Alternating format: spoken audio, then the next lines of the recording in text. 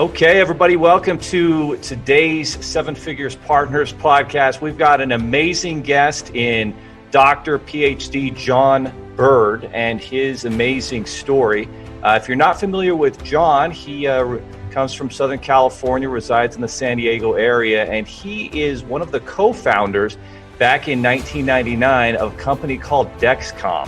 And DexCom, if you're not familiar with it, you can go ahead and look them up. They're on the NASDAQ. They're publicly traded, 21 years old corporation, and billions of dollars in revenue, and currently has a market cap of $43 billion. So basically, if somebody wanted to come in and purchase this company, they'd have to come up with $43 billion plus probably some additional capital on top of that to make it good for the shareholders. So that's the company that he was a co-founder of.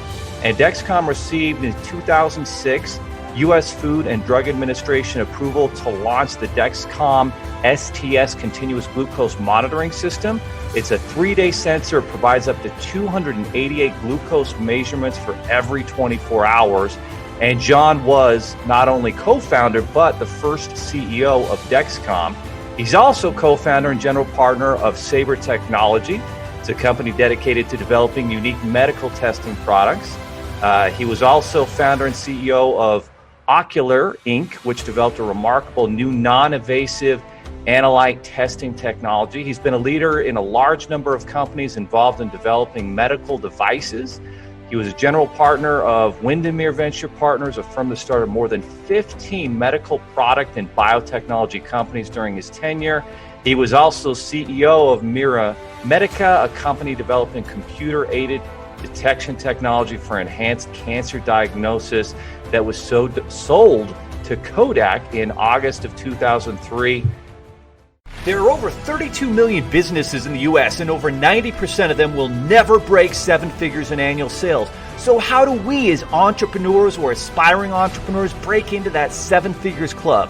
This podcast will relentlessly share the secrets, strategies, and tactics I've used to create 3 multi-7 figures businesses and bring in even more successful entrepreneurs than me to share their inspirational stories and tactics to success. You can create your dream business and life right now. So buckle up and let's go.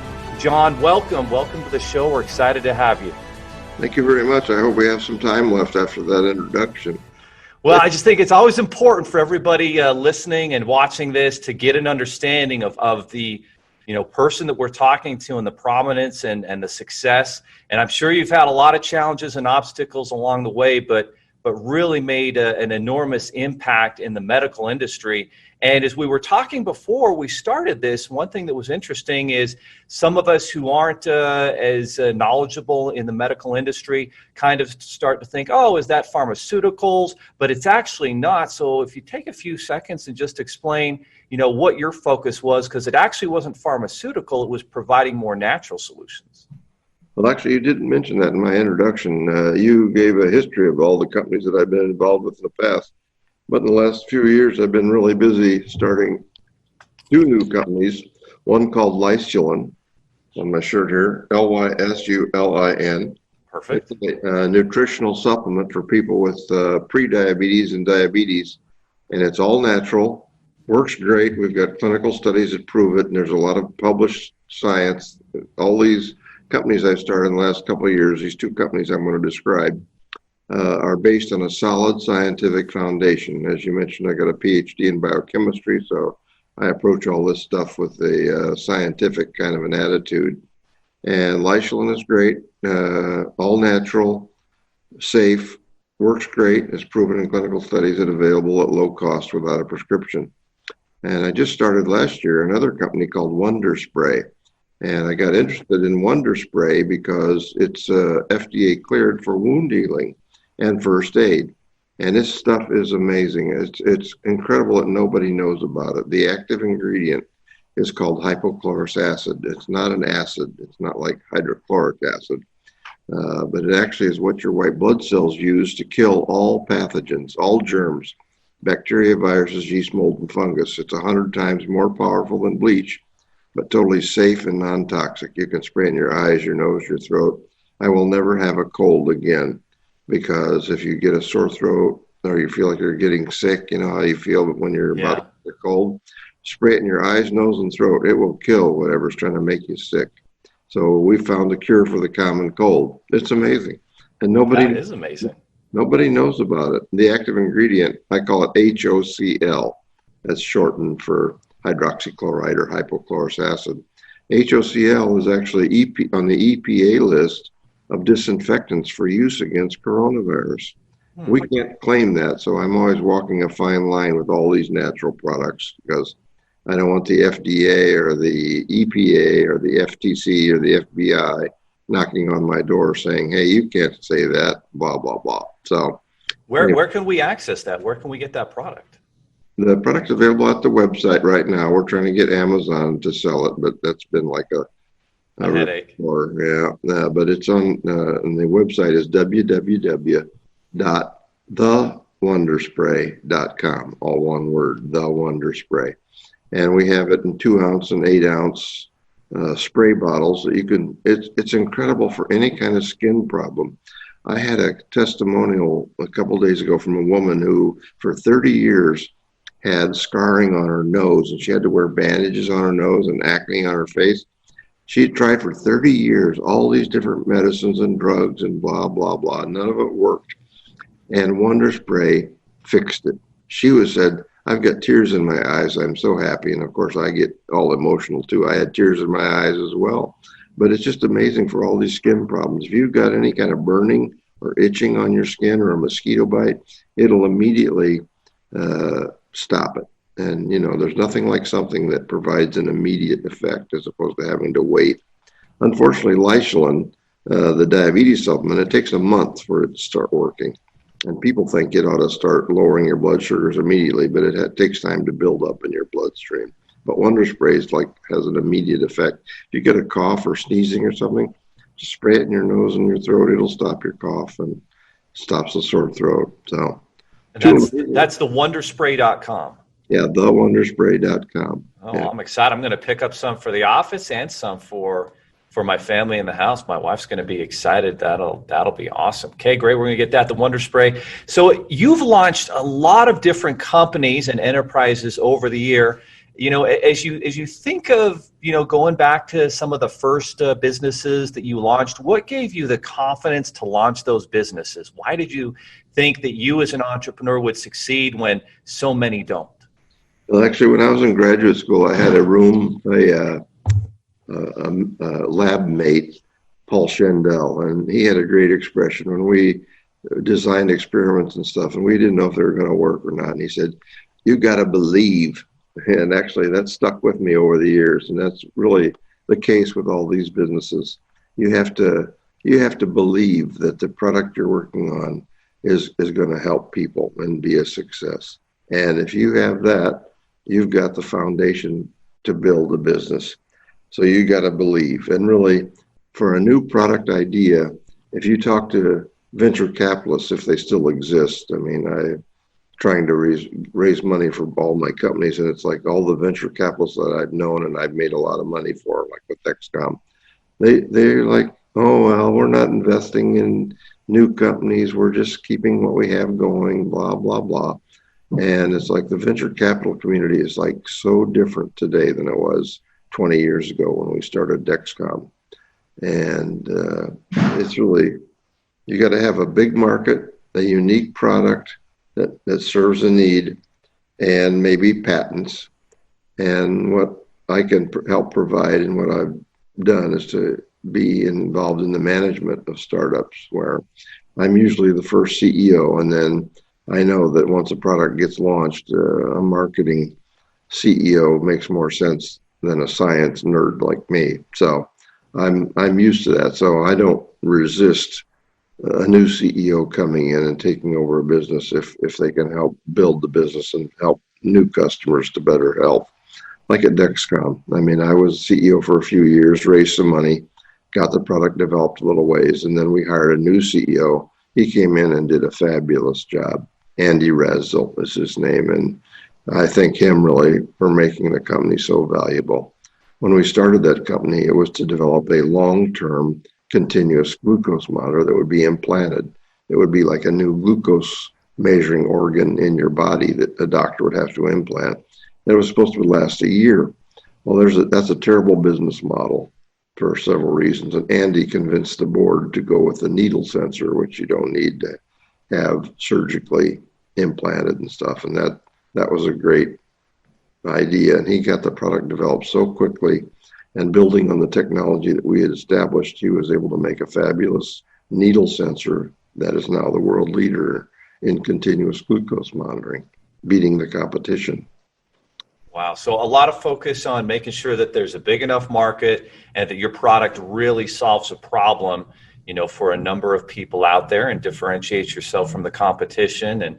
And then that belief, it just starts with belief. You've got to believe. And when you go forward like that with that belief, solutions begin to present themselves. And that's awesome. So with your background, what was your upbringing like, and your background, and how do you think that contributed to your entrepreneurship and starting successful businesses? What was it like growing up for John Burd? Yeah, that's a good question. Actually, I've written a book about the discovery of Leishman. It's available on Amazon. The title is The Natural Solution to the Diabetes Epidemic, The Discovery of Leishman. And I talk a little bit about my childhood there, but really I was in a poor family. We had 5 kids, so we didn't have 2 nickels to rub together, really. So I didn't, I had no sort of entrepreneurial, background in my history. My father was an electrician. My mom actually worked repairing telephones. And in high school, I just figured I'd going to graduate from high school and get a job in the factory. And I've got a story about how I became a biochemist, if you want me to give you that 2 minutes on that. But yeah, definitely. Tell us that story. Actually, so in Fort Wayne, Indiana, that's where I was born. I went to high school there. And like I said, I was planning on getting a job at International Harvester or somewhere, a factory job like all my family had. And they were building a regional extension for Indiana University and Purdue University in Fort Wayne. IUPU it was called, and everybody in high school was talking about, I'm going to go there after I graduate. And I thought, why not? I'll go ahead and do it. And well, to do that, you had to take SATs in an advanced subject in order to register. And I thought, well, I took one course in chemistry in high school, and I liked it, but I was no whiz at it. And of course, I didn't study for the chemistry SAT. And when I took it, I thought, oh my God, it was like Greek. I had no idea. And I went to register at the IUPU campus, and they said, well, what do you want to major in? And I said, well, how about chemistry? And they said, oh, I'm sorry, your SAT is too low. You can't be in chemistry. It's in the School of Science, and they have a minimum SAT score that you have to have. And I said, well, how about biochemistry? I said, okay, you can do that. It's in the School of Agriculture, so they didn't have that restriction. So that's how I became a biochemist. Oh, that's an amazing story. So initially chemistry, but then the transition to biochemistry, and you went from the idea of, well, maybe I'll just work at the factory like, most people in town, my family, to no, maybe I'll check out some further education. And that curiosity, I always think curiosity is kind of a big factor in very successful people. They're curious as to learning new things and trying new things, and I think that sets them apart from a lot of different people. Do you believe you're a pretty curious person? I guess so, yeah. I mean, I'm always interested in why something happens. It's like biochemistry is such a fabulous career. I mean, all life involves chemical reactions, and it's like, I'm so happy that I got into biochemistry. Chemistry is basically, how do we make more things out of petroleum? I mean, all these big factories making oil and all these other petroleum products. And biochemistry, though, is all about life. And when I was in college, that was when the structure of DNA was first discovered, and nobody knew anything about that.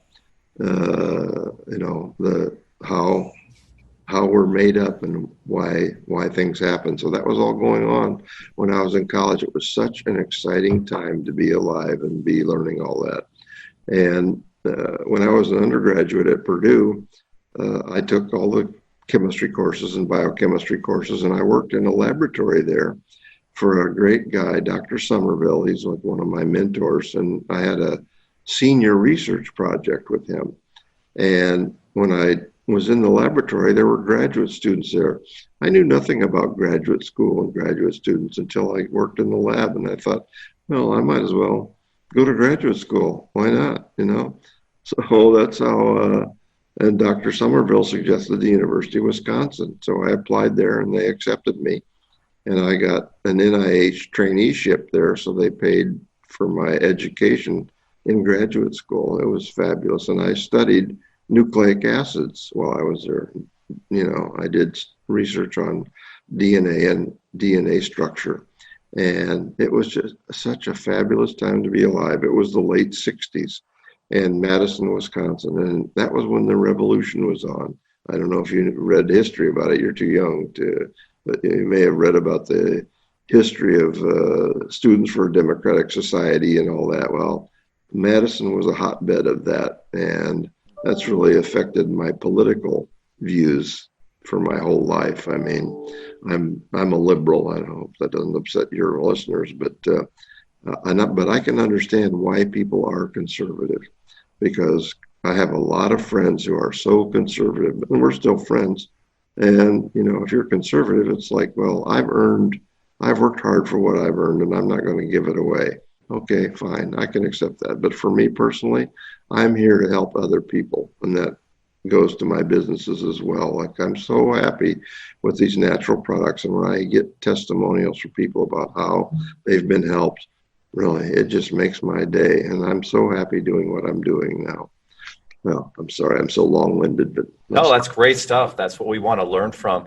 So you talked a little bit about having some mentors that helped along the way. How pivotal do you think having some of those mentors were in your learning and your process of becoming an expert in biochemistry and then being able to create those products? Well, again, a good education, you can't beat it. So I urge young people, a few things that I urge young people. One is, when you're an undergraduate, take a course in public speaking and a course in sales training. Life is sales. You're always selling, as you know. So it's like every conversation, somebody's trying to sell somebody something. So it's important to understand that whole process. I never took sales training, so I'm maybe not a great salesman, but I think for young people, that's really great. And I also, for young men and women, I always say, if you can, marry wealth. I didn't, but I'm so happy. And actually, relative to that, my wife has been such a great support for me. She sells real estate, but she puts up with me and all of my foolishness and, you know, me spending all this money on my businesses. So she's really, Rose is her name, and she's just a fabulous person. She's got the personality for real estate. Nothing is a problem for her. People, I couldn't do what she does. It's like people always complaining about this and that. And she's always, okay, nope, that's no problem. Yeah, we can fix that. So I really respect what she's been able to do with her career and her life. Really good things you just shared there. So public speaking and sales should be something that everybody is learning from. If you can't learn it in college, there's so many online courses that you can learn these things from, and those will translate to success in so many areas of your life, as you just pointed out. Having great family support, I see that as a consistent theme with a lot of entrepreneurs. And you also brought up something fascinating there. You talked about, you know, your wife Rose being okay with you investing a lot of your money into these new products and new businesses. And that's actually what I wanted to talk about next. A lot of aspiring entrepreneurs are afraid of taking the risks. What have you been able to do over, you know, decades of successful companies and entrepreneurship and products to kind of reduce that risk or to be comfortable taking those financial risks when you've started companies? Well, that's an interesting question, and I've got a little story for that too. I have a financial planner that I've worked with for many, many years about financial planning, and he was always, man, you got to be putting more money into your future for retirement and stuff. I said, well, my retirement plan is really to have a company that hits a home run like DexCom. And lo and behold, it's happened. It's like a few years ago, there was a thing called The Secret, and that was Yeah. visualize what you want and it will happen. And that's basically how I've lived my life too. It's like, I've started a lot of companies, and really many of them were not successful. So it's not a guarantee, but you just got to believe and keep at it. And I believed, and I knew that, it's like going to bat, you're going to have a lot of strikeouts, but you keep at it and practicing, you'll hit a home run. So I urge people to try it. Just go for it. It's like you may not win the first time, but don't give up. Keep, believe in your ideas and keep trying. So it's a beautiful lesson. Mark Cuban always says in business, you only have to be right once to really be set up. And you mentioned some interesting things there, that you have started a lot of companies that didn't work out. And I think every story of every successful entrepreneur, I know it's been my story. I've had plenty of businesses that didn't work out before building some successful multi-seven-figure businesses. But how did you push through the failure and keep on grinding and moving forward to the next idea? What are some of the keys that people should focus on to get through the failures, and how should they look at those failures? Well, you mentioned Ocular, which is one of the companies I started to develop a non-invasive glucose testing idea like DexCom's, only without using anything going into the body, basically just using a technology to read something on the body. And we wanted to measure off the white of the eye, because if you look at the white of the eye, it's got a lot of blood vessels in it. And that conjunctiva is the membrane that covers the white of the eye. And I thought, well, if we just shine mid-infrared light into the eye, and the signal that comes back will be affected by the glucose concentration there. And we did a few experiments with a system we threw together, and it looked like it was working. And this was after DexCom, so I was able to raise some money for that back in the 2005 sort of period. And I hired some engineers, and we did more studies, and we realized, oops, it doesn't work, because water also absorbs mid-infrared radiation. If you ever see those pictures of people running around at night using a mid-infrared camera, that's because your body gives off heat, and that's mid-infrared. And so we basically, after we realized, this really is not going to work, we shut the company down and gave the money back to the investors. So they got about half their money back after a couple of years. And but it's, you just keep moving along. And there's a good story about how I started Leishman, if you want to hear that. Yes, tell us about that. Well, one of the co-founders of Leishman was a nephrologist, a kidney doctor in Madison, Wisconsin, where I happened to go to graduate school. But he was a co-founder of DexCom.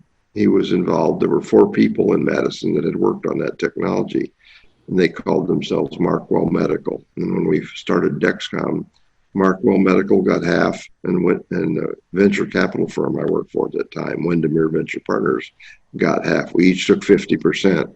We raised money at $1 million in 2000 at $1 million valuation. So, and then in 2005, as you know, went public for $500 million, and now it's worth $40 billion. So it's a fabulous financial success, but it's also a great product, and I'm equally pleased that there's 1 million people on the planet using that product to help them to better health. Well, anyway, after I had a bad motorcycle accident in 2009. It put me in a coma for a month, and I was like into forced retirement almost for like 4 or 5 years. Man, I hated it. I was so bored. But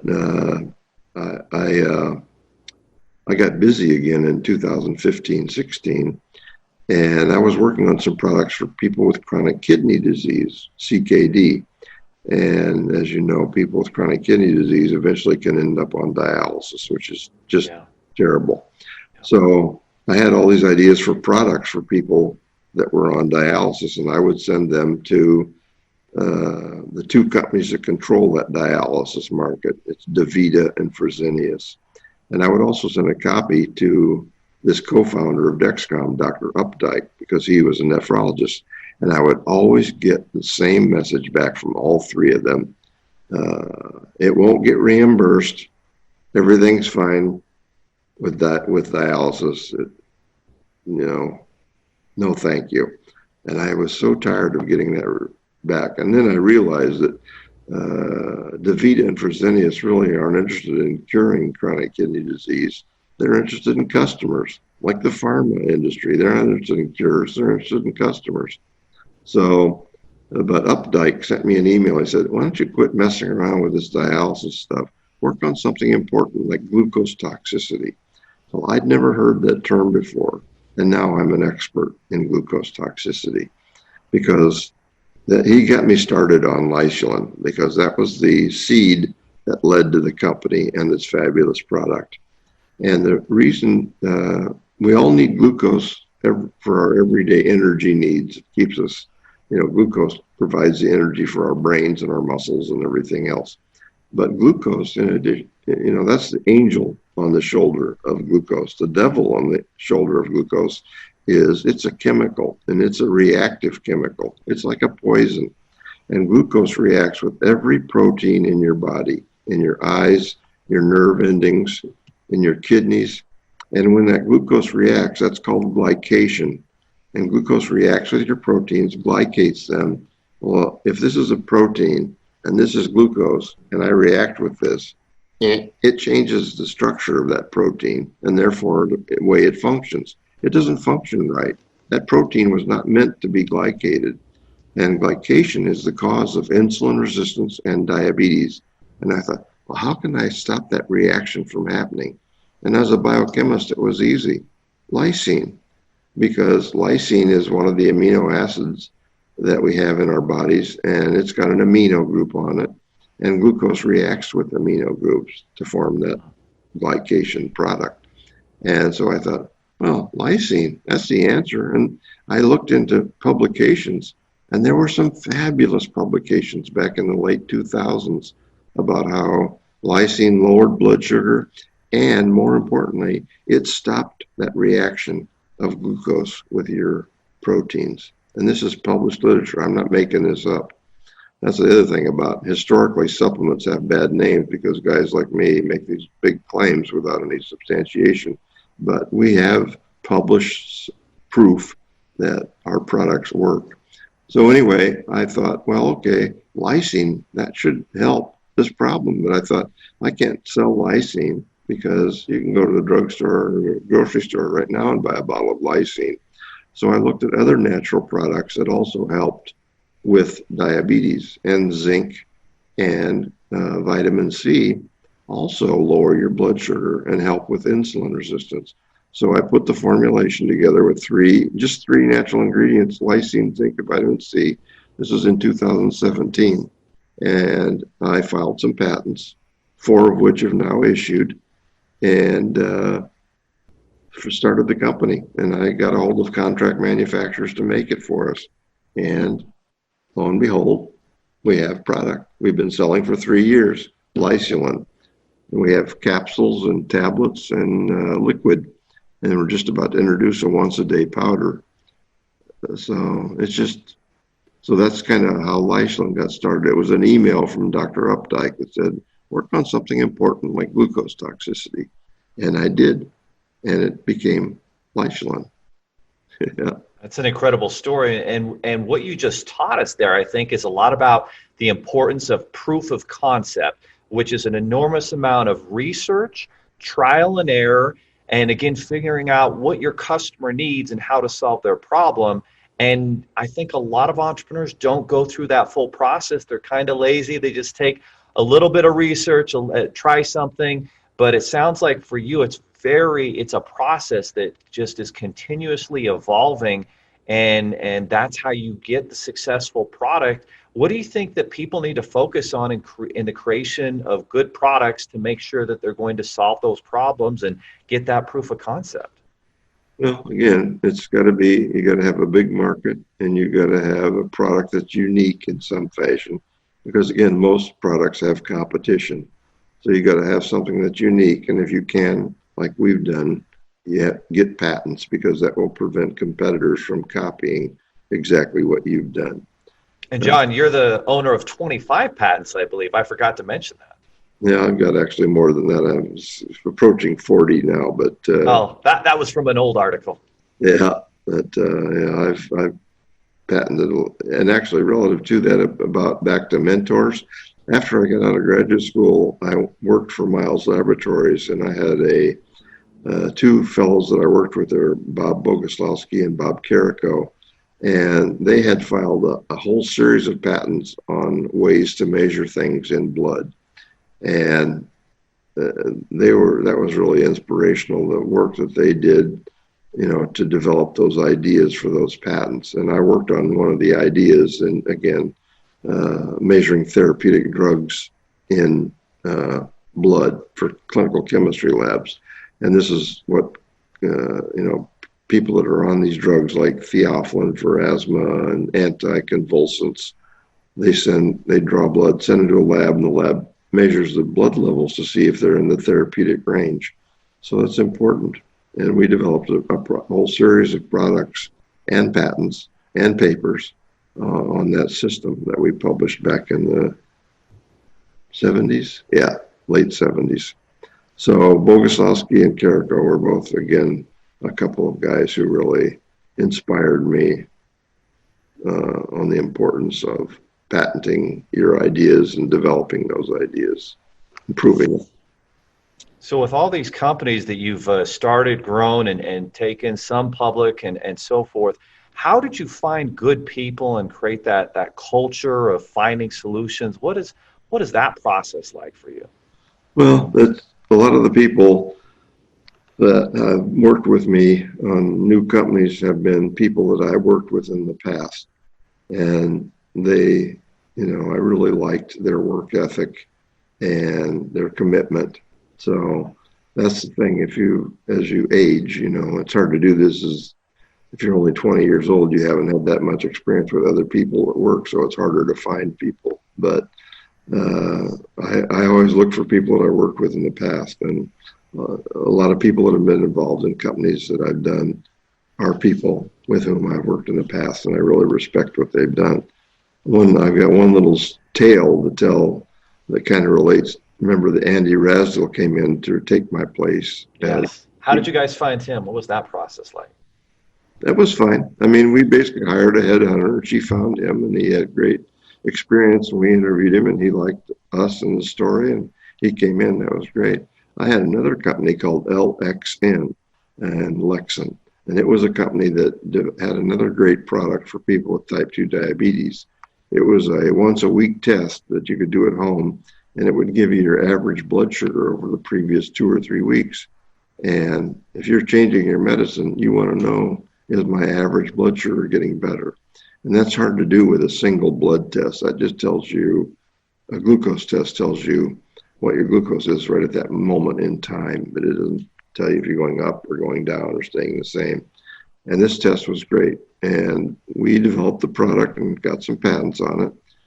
And we raised money, and the investors again wanted somebody to come in with a marketing background. So we hired a fellow from Eli Lilly. I won't give you his name, but he came in, and he was the exact opposite of Andy Rasdell.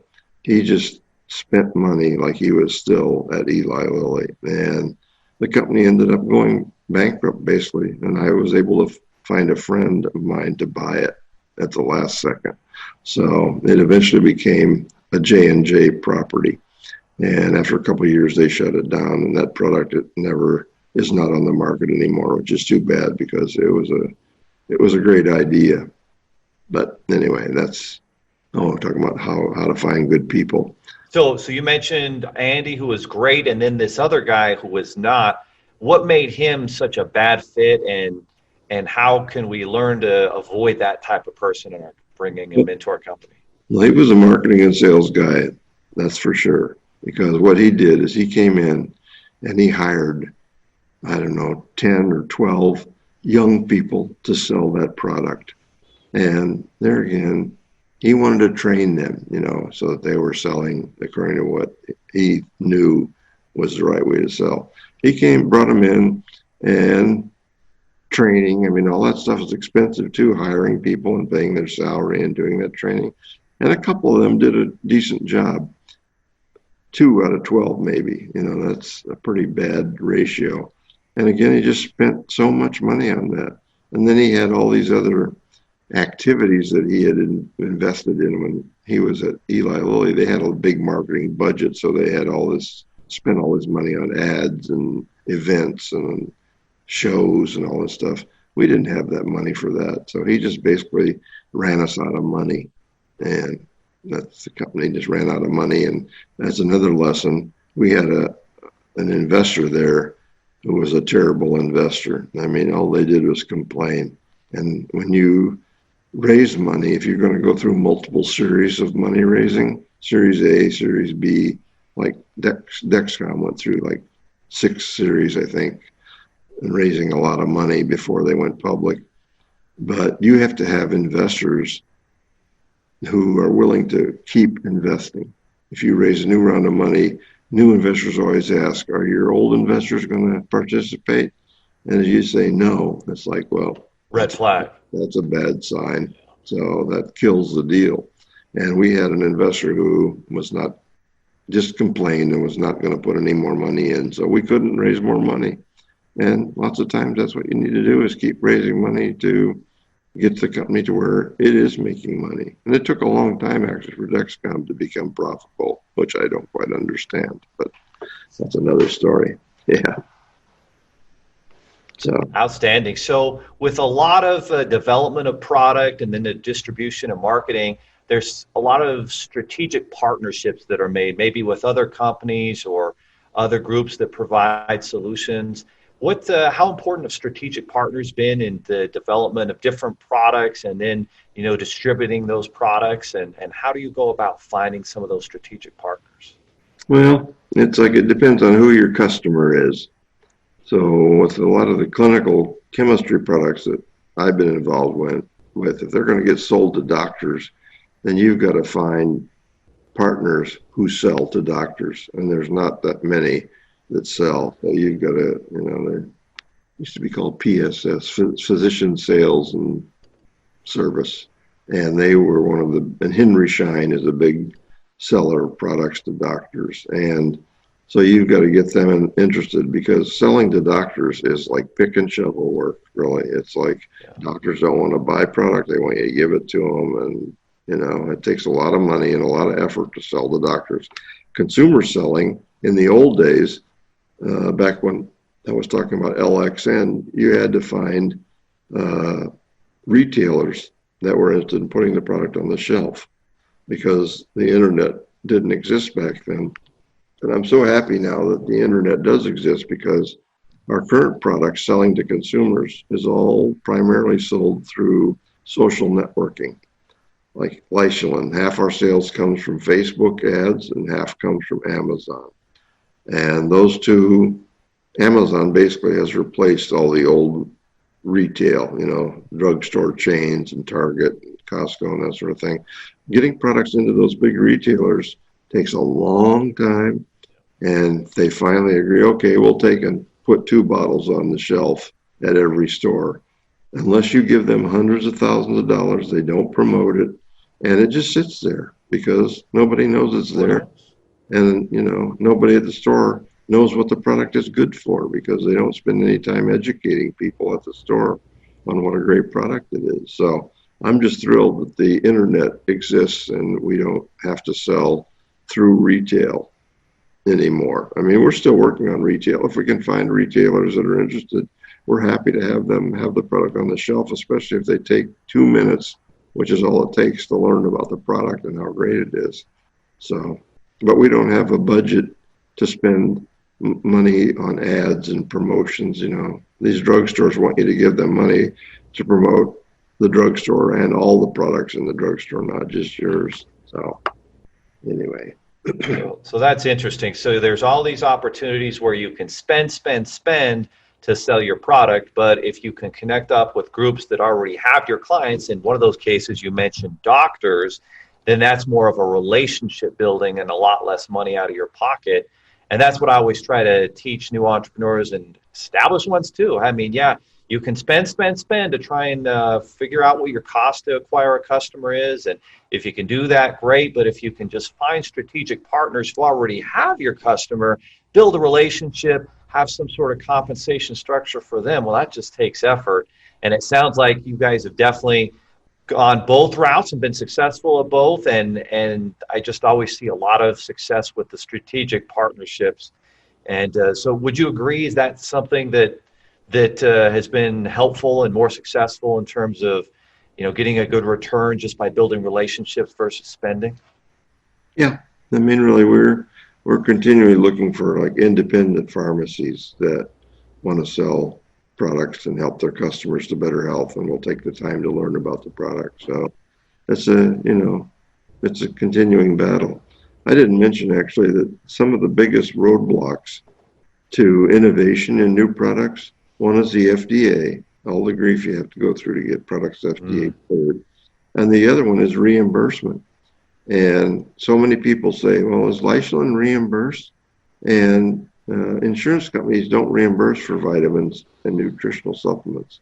There's this thing called health service account or something you can buy at some insurance companies where you can put money away tax-free and use that. It's like a credit card, and you can use that to buy products. You can use that, but that's only for people that are not on Medicare. If you got Medicare, you can't get an HSA account because you can't for whatever reason. So, and a lot of our customers are older, so they don't have HSA or FSA accounts that can use for reimbursement.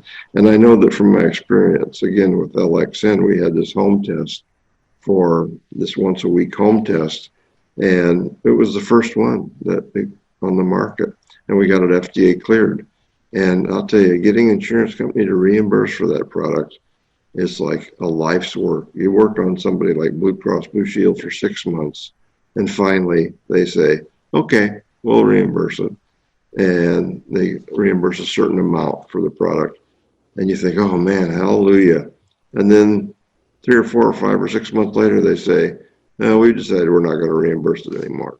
Why? And you have to start all over again. It's like you need somebody working full time. So the FDA and insurance reimbursement are two roadblocks really to new products for people in the healthcare industry. How important is it to build recurring revenue products that people buy every month or need every month? And especially if you have a target market like diabetes, there's probably a big need for that. So what kind of strategies should business owners be developing to have those customers for life and to build recurring revenue streams? Yeah, people usually refer to that as the razor blade idea, where yes, you don't want to sell an electric razor where somebody buys an electric razor for $30 and he uses it for 5 years.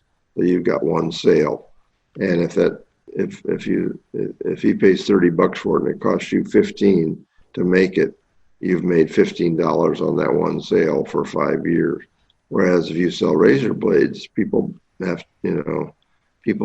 like a disposable razor, people buy them and throw them away after they use them for a week or two, and then they have to buy another one. So that's the razor blade. So it's better to sell razor blades than it is to sell electric razors. And the same thing is with all equipment sales. If you sell a piece of equipment that doesn't have something that has to be used on a regular basis with that product, then you're going to have a tough time. Like LXN, we sold a meter for a small amount of money and a test strip that people would have to buy every month to test themselves. And that's like the classical glucose measuring business. They sold meters and then test strips. And the big companies always gave away the meters so that people would buy the test strips. That's, again, the razor blade idea. So that was with DexCom. So DexCom did have kind of that razor blade recurring, where customers were coming back every month to get the product. Exactly. And that's actually what Andy Resl did, with the product I was working on, the long-term continuous. They'd only buy them once a year, whereas the needle-based sensor that DexCom now has, they have to buy it every 15 or 30 days. I'm not sure now. They started with a 3-day sensor, but now it's out to 2 weeks, I think. So that's good. But that product is still pretty expensive for people to buy. So when you build that kind of business model where there's products being bought every single month, kind of a recurring revenue, what does that do to the valuation of that type of company? Well, basically, the valuation usually is on the PE ratio. And if you sell more products more often, you're going to generate more profit.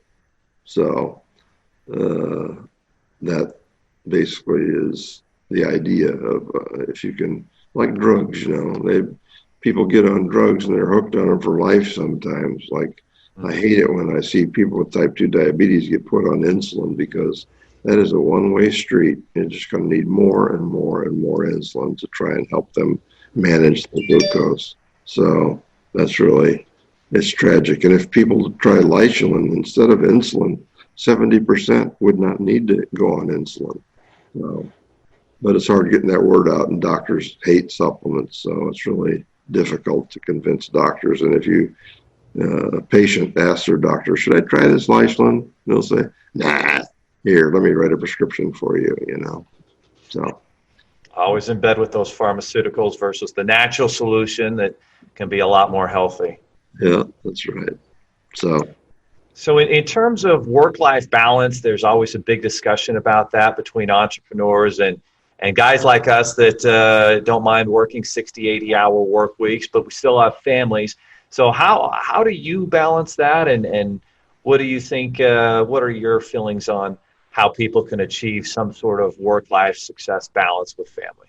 And I'm probably not a great example, because like you, I love working. And it's like when I was retired after my accident, I hated that really. And I'm so happy being busy, and every day I am busy, all day and all night. I always say I'm here 24/7. And if you call our customer service line, it's going to go to my cell phone, because I love talking to customers and, telling them what we can do for them.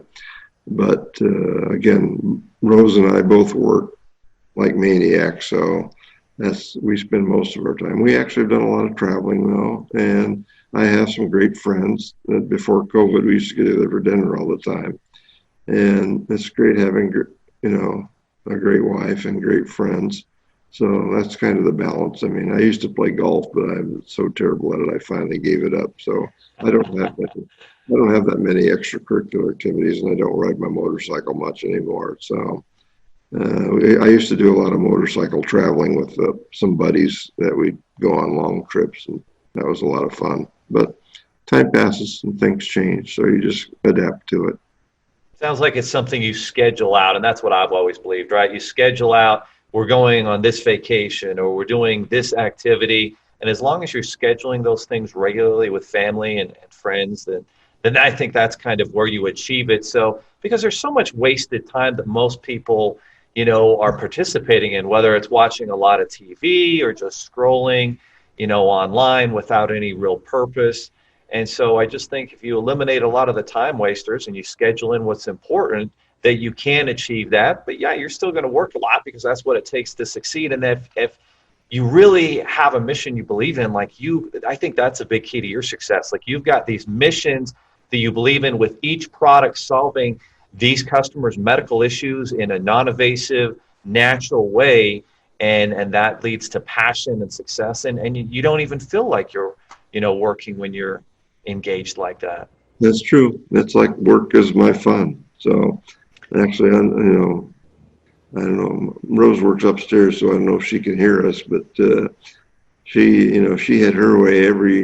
Every month we'd be going on a trip somewhere, and it's like, I'm like so disinterested in traveling more. I mean, I have traveled a lot in my life for a lot of business, but also a lot of pleasure trips. Yeah. And so in 2000, she and I went to Egypt, and that was nice. Great trip. I mean, that culture is just so amazing. What they did back 2,000 years ago. Man, that was a great trip. And I love going to Italy. It's another great place to go. It's like the people are so friendly, and the food is so great, and the history is so amazing there, the Roman history. So those are a couple of my favorite places to go. Yeah. Perfect. You know what? I just finished reading a book about an entrepreneur named Kirk Kerkorian, who accomplished a lot. He built an airline, and he built MGM Grand and a bunch of big hotels in Las Vegas. And he bought and sold all these big companies and Hollywood studios. But he worked until he passed away at age 98. And I think that passion that he had, because everybody who talks about, like, there's always this idea of, oh, retire early. But I think if you retired early, you'd be extremely bored. And that's exactly what you were saying. You kind of did that retirement thing. And it's very boring, and it takes the life out of you. So I don't ever plan on retiring. Sure, maybe more vacation, more time here and there. But yeah, what's your thoughts on that? Yeah, I've got friends who've retired, and I always ask them, what do you do with yourself all day? I mean, that was my problem. It's like, for me, it was like sleep, eat, watch TV, and play some poker. I mean, I like to play poker. Yeah. So, but again, that just kind of loses its edge after a while. So, but there are a lot of people that love retirement. If they've got, like Rose would be happy in retirement because she has so many extra activities. She's a farm girl, and our backyard is just full of flowers and vegetables. So is my wife. Stuff like that. So, and that, she's always dragging me out there to do something. Me too. She likes to cook, and she always is amazed that she always says, "You're a chemist. Why don't you like to cook?" That's basically chemistry. And I don't know why, but I don't mind eating, but I'm not much of a cook. But she's got so many activities in her life that she'd be happy in retirement. So. She keeps threatening retirement, but she's been threatening for 5 or 6 years now, and every year she keeps at it. So I people like her too much, and she's too good at what she does, so she's not going to be able to. Yeah, she is. Are there any books that have had a big impact on your career as an entrepreneur that you'd recommend people look at? Books? I can't really think of any. Actually, I have another mentor that I should mention who is His name is Scott Glenn, and he's here in San Diego. And I'm always surprised about how he's not recognized as more of an icon in the venture community because he hired me at Quidel, which is where I worked for a few years before I started my first company. And he's a great guy. He was president of Quidel, and then he started Windermere Venture Partners, which is the venture capital firm where we started DexCom from. And he's been a great guy. He works hard. He's really smart. He's actually got a degree in accounting, but you'd think he was a PhD because he appreciates science and how to make it simple for people to understand. And he started so many companies, and he has had such a huge success. I mean, he's made so much money from that venture capital firm over the years. As you mentioned, we started 15 or 20 companies in 4 or 5 years. And, we had this philosophy that if you want our money, unfortunately, you have to take us as part of management. So that's how I became founder and CEO of DexCom. So, but Scott Glenn is a great guy. Perfect. Well, hey, we've covered a lot today. Is there anything we haven't touched on that you think aspiring entrepreneurs or business owners who are trying to build and grow companies like you have, should know that we haven't talked about? I made some notes here. One thing actually relative to finding good people, I got a little note on my sheet here, which is I used to work with an Indian fellow, Pritapal Singh, and he started a company called Chemtrack that developed the world's first home cholesterol test. And he was one of the founders of Lexan, LXN. And he always said, companies basically have 3 phases or 3 stages. The first phase is where you have a small group, a cadre of people that work like crazy, 7/24 to get things done and to prove principle and just to work really, really hard. And then the next phase is where you hire people and they work 8 to 5. And then the third phase is where you hire people and they steal as much from the company as they possibly can. Oh, no. I would like to get out before the third phase. That was that. And that's after the company's gone public and everybody's just trying to, very entitled, trying to get what they can. Yeah. Well, good stuff. So what can we do for you? You provided an amazing value with your experiences and journey. Obviously, I think everybody listening should go to thewonderspray.com. Are there any other places we should go to look at your products, services, or engage with you?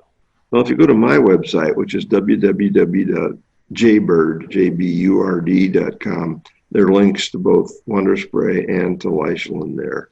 And I've also put some other things on there too, like my